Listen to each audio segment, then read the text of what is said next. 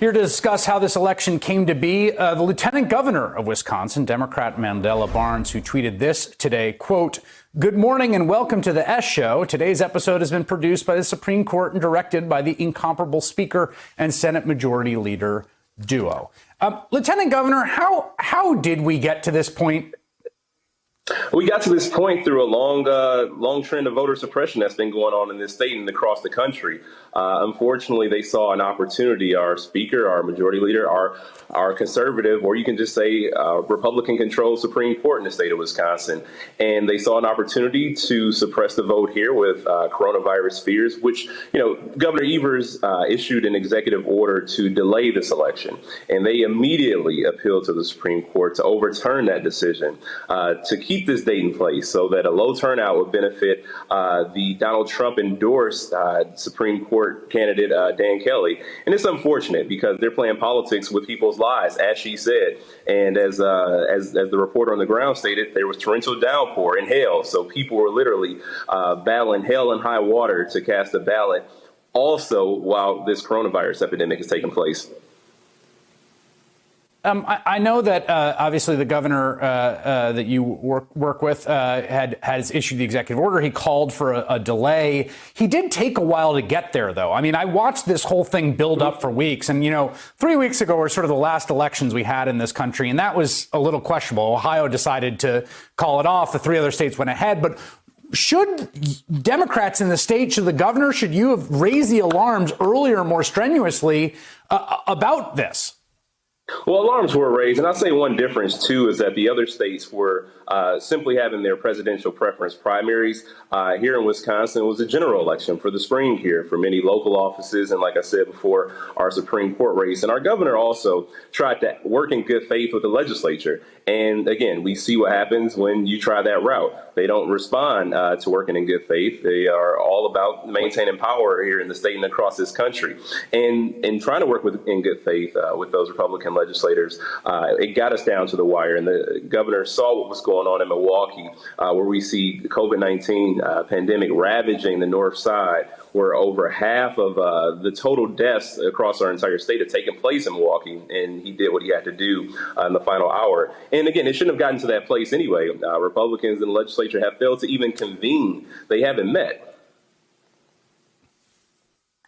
How could there be any Democratic legitimacy to the outcome of this election, no matter who wins, whether the Democratic challenger or the Republican incumbent win? How could anyone view this as a legitimate election? Well, obviously, yeah, there's absolutely be, people are going to think about this election and challenge any outcome. We should expect lawsuits to come in the coming weeks and the coming months. And it's unfortunate. It's a miscarriage of democracy. It didn't have to be this way. When the governor decided to move, regardless of how long it took, when the governor decided to move the election or decided that we should delay this election, it's a shame that they decided that chaos would be the best option. And now you see these long lines of people going through leaps and bounds, going over hurdles that they should not have to in order to cast a ballot. This is really an awful and frustrating time because, like I said before, people have fought and died for the right to vote. And now people are literally putting their lives at risk to cast a ballot. And in good faith, I can't even tell people to go out there and vote because it does not feel right. It is not the responsible thing to do. And that is the position that Republicans in the legislature have us in. And they thrive off chaos. I mean, look who their president is. This is their MO. And I don't know how long we can go this way, but I hope people don't forget this in November. The president has endorsed multiple times Mr. Kelly, who's the Republican incumbent here. What do you say to people that are watching this and saying to themselves, all this over a state Supreme Court seat? Like, what is wrong with these people? Like, I mean, why is this so important? Why is this election so important to the Republicans in your state? Courts matter. Donald Trump has spent so much time building the judicial bench, the federal bench, And if there's an opportunity for them to keep a Supreme Court in any state under their control, they're going to take every advantage. I think that the decisions that we saw from the state Supreme Court and the U.S. Supreme Court show us the urgency and show us how important the courts are in this system. And it's easy for people to forget about the judicial branch. And I get it, because they're not the ones who are out there on TV doing the press conferences, issuing press releases. Their work is mostly quiet for the most part. But the fact is, we see how their decisions impact lives.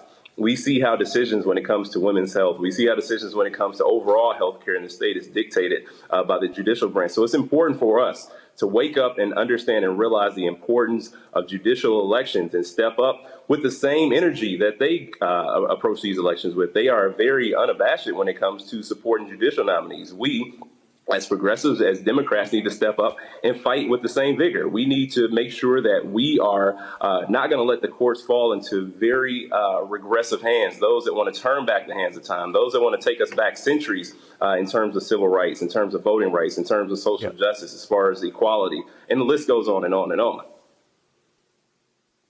All right, Lieutenant Governor Mandela Barnes of Wisconsin, on this very, very crazy day, thank you for making a little time for us. Yeah, thank you.